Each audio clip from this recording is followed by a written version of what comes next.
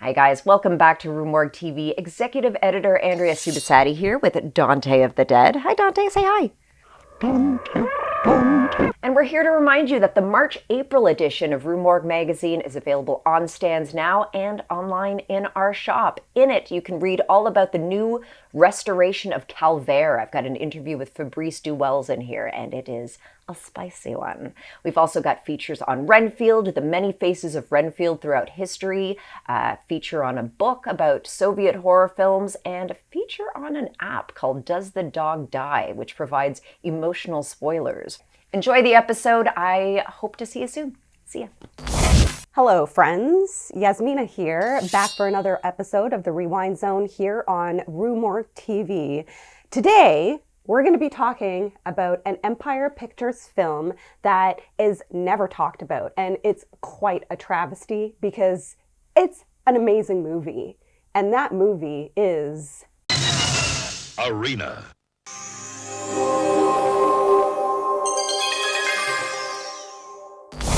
So Empire Pictures, as you know, was Charles Band's production company, and before Full Moon was created, and they produced a lot of great movies.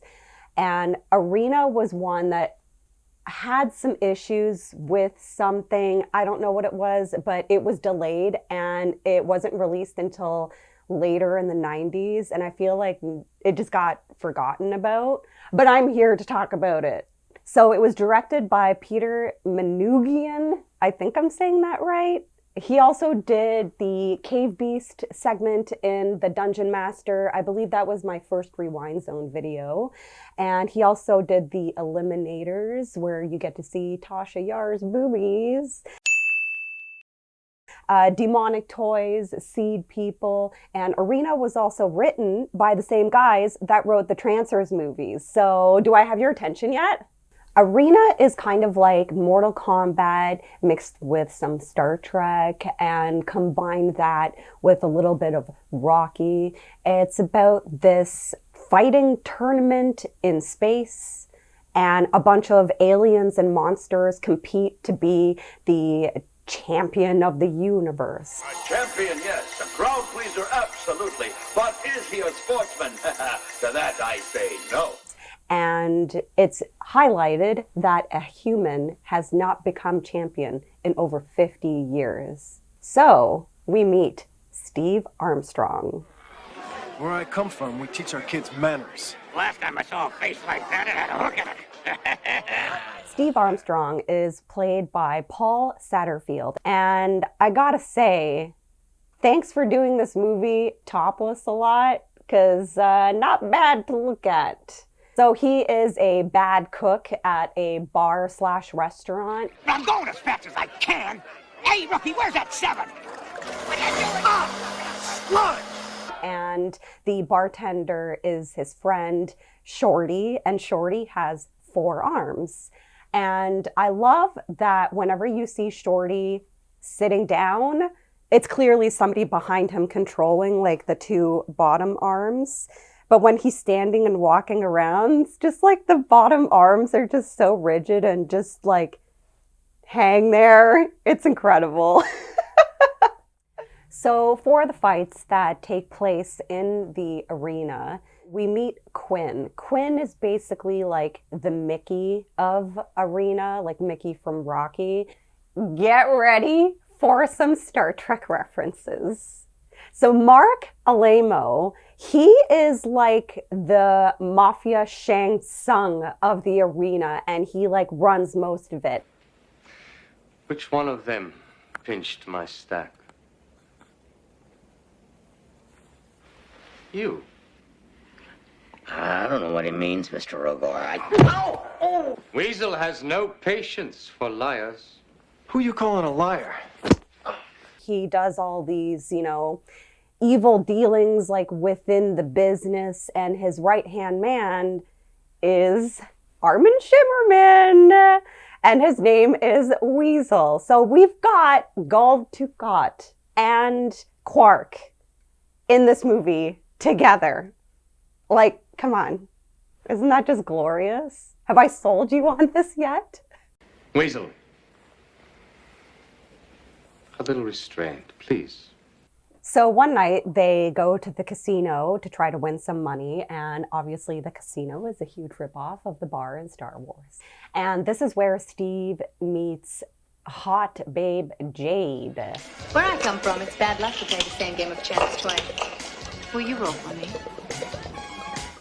He's very smitten with her. Makes sense, like she is gorgeous. Sherry Shattuck, I think is her name. I know her from Death Spa, another wonderful movie, and Uninvited, another fantastic movie. Space cops who look like silver-painted Max Headroom show up and just start laser blasting the place up.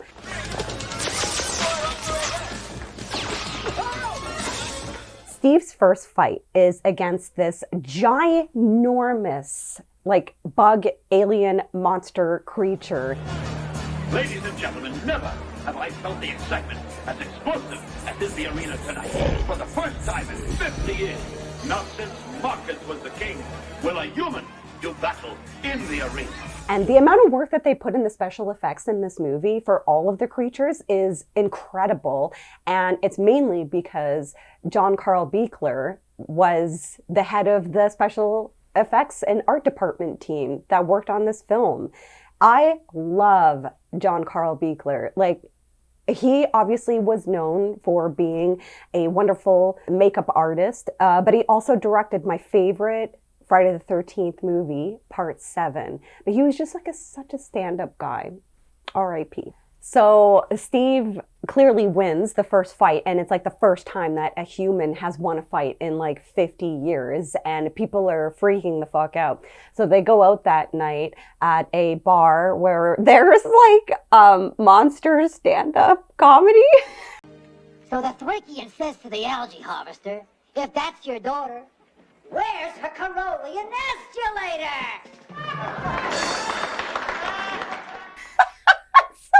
Funny and adorable. Like, Steve keeps winning fights and is becoming a huge star, and people start like betting and getting excited about the fact that like a human may be champion again after 50 years, and he's like a huge deal now.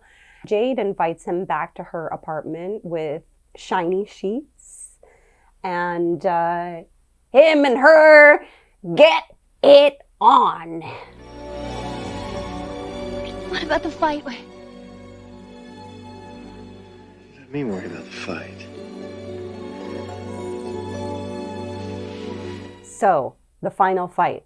Rhaegar is very concerned because he's like, if Steve has a chance at beating Horn, then like if Horn isn't champion anymore, then I lose control of the arena and the commissioner will have to fire me, you know? So like him and his goons, like they try to like fuck with things, right? So that Steve doesn't win. And the last fight is very intense. Like it's like the end of Bloodsport, you know, where the fighter is damaged, but he pushes through, you know what I mean? Like, and takes the championship, but like everything leading up to it is so like timed and intense. Like it's great. You'll be like, oh my God, what's gonna happen? It's great. It's awesome. It's such a good movie.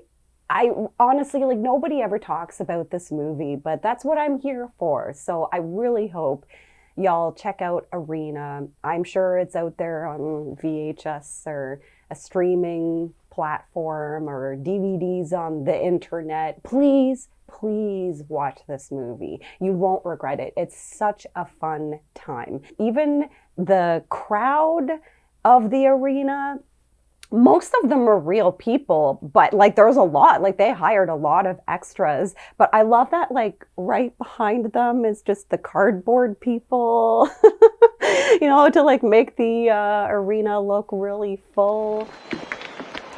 Don't go. You know, Rhaegar, there's an old saying. When it's over, it's over. And guess what? It's over. Thanks again for watching this episode of the Rewind Zone on Arena on RUE Morgue TV. I hope you enjoyed it. Please continue to subscribe and comment. I'm loving seeing all of the suggestions of movies that you want me to cover. And I hope y'all have a great night in space. And don't forget, be kind, rewind, or else shiny max headrooms are gonna laser blast your face off. Bye!